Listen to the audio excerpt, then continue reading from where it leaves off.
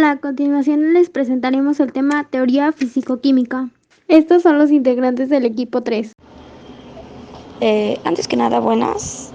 Espero que todos se encuentren bien. A mí me tocó hablarles sobre los científicos y dice que durante las décadas de 1920 el biólogo soviético Alexander Orampy y el británico Hans Benz Halden en 1892 y 1964 trabajaron en formas independientes. Enunciaron una hipótesis con la que se intentaba explicar el origen de las primeras sustancias que formaron parte de los seres vivos. Muchas gracias.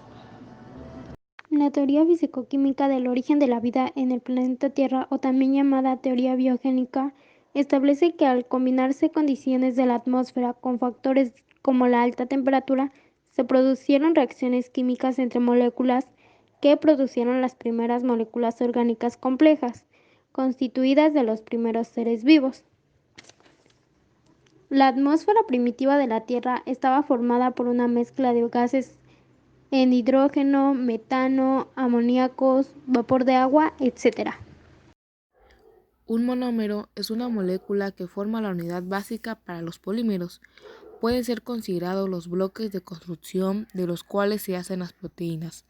Pueden unirse a otros monómeros para formar una molécula de cadena repetitiva a través de un proceso denominado polimeración. Los monómeros pueden ser de origen natural o sintético. Los monómeros biológicos son asociaciones de moléculas que llegan a asociarse para formar moléculas más complejas y grandes. Los más importantes son aminoácidos, azúcares, lípidos y ácidos nucleicos. El proceso de la formación de los monómeros.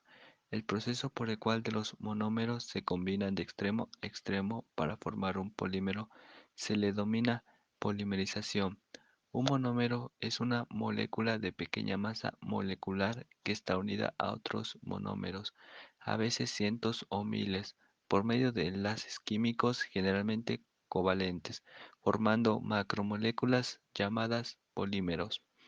El monómero natural más común es la glucosa, que está unida por enlaces glucosídicos formando polímeros tales como la celulosa y el almidón, formando partes de más del 77% de la masa seca de todas las materias de la planta.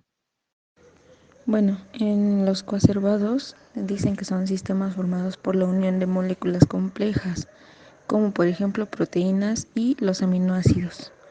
También dice que son principios orgánicos que presentan un elevado grado de organización. Creen que fueron los componentes iniciales de las primeras membranas biológicas o protobiontes. El ruso Alexander Oparin fue quien descubrió que era posible generar membranas lipídicas carentes de la vida. Entonces, después de unos diversos experimentos, produjo gotas con un nivel elevado de biomoléculas aisladas al medio acuoso mediante una membrana primaria, y así fue como le dio el nombre de coacervados. Los coacervados eran capaces de alimentarse del caldo primitivo y duplicarse constantemente, pero también en cada duplicación existía una posibilidad, y esa posibilidad era de que podían ocurrir errores en la molécula que guarda la información en los seres vivos. A estos errores los llamaron mutaciones, que generaban copias en su mayoría eran defectuosas, con alteraciones letales o semiletales en la información que contenían para desenvolverse. Y entre todas estas mutaciones, algunas terminaron resultando en copias con nuevas propiedades o atributos, que eran mutaciones positivas, que fueron el origen de la evolución hacia nuevas formas de vida. Entre las primeras adquisiciones importantes en la historia de la evolución de la vida en la Tierra se encontraron los autótrofos, organismos capaces de obtener la energía de alimentos creados a partir de la luz solar y moléculas inorgánicas.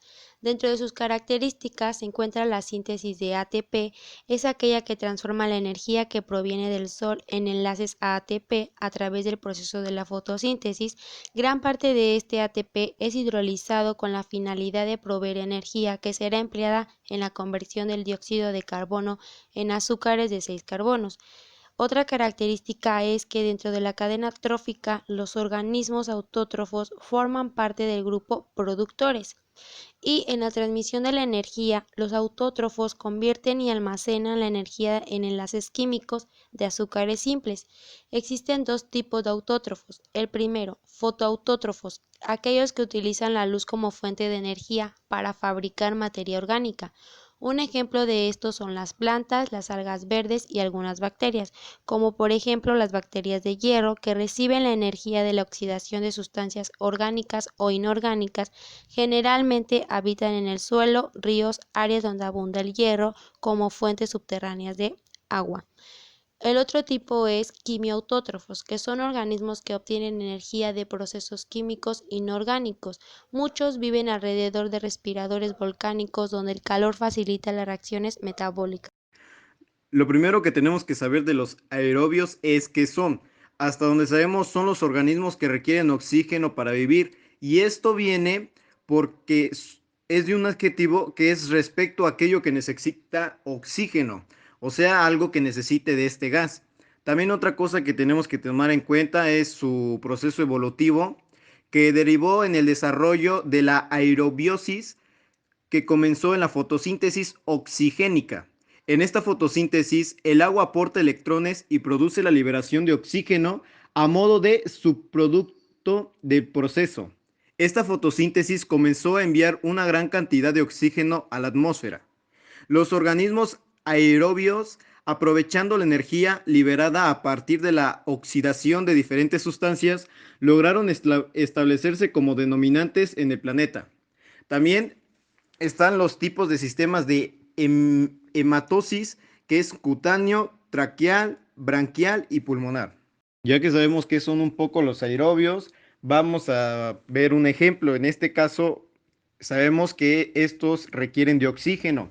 Los seres humanos también necesitamos del oxígeno y los aerobios son aquellos que necesitan de este. Un ejemplo serían las bacterias, ya que éstas no necesitan de oxígeno para subsistir. Célula eucariota y procariota. En algún momento de la historia evolutiva, algunas de estas células perdió su pared celular y plegó su membrana plasmática hacia adentro, formando dentro de la célula algo llamado núcleo, dando origen a las células eucariotas. Todas aquellas que no poseen núcleo se les denomina procariotas. Según la teoría de la endosimbiosis, una célula eucariota es incapaz de hacer respiración celular.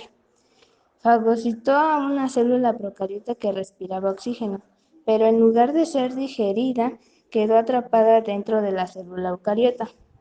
Tiempo después daría origen a lo que hoy conocemos en las células, las mitocondrias. Algunos ejemplos de las células procariotas son las bacterias y los otros ejemplos de las células eucariotas son las plantas, animales y hongos. Polímeros son un tipo de macromoléculas constituidas por cadenas de unidades más simples llamadas monómeros, unidas entre sí mediante enlaces covalentes. Los polímeros tienen una excelente resistencia mecánica debido a que a las grandes cadenas poliméricas que se atraen, estas moléculas tienen una enorme importancia en el mundo natural industrial del ser humano. Se clasifican en polímeros naturales, polímeros sintéticos y polímeros semisintéticos. Los naturales son de origen biológico, los sintéticos creados enteramente por el ser humano, los semisintéticos creados por transformación de polímeros naturales. Ejemplos de algunos polímeros son el ADN en nuestras células, el almidón de las plantas, el nylon y la mayoría de los plásticos, las fibras y la silicona.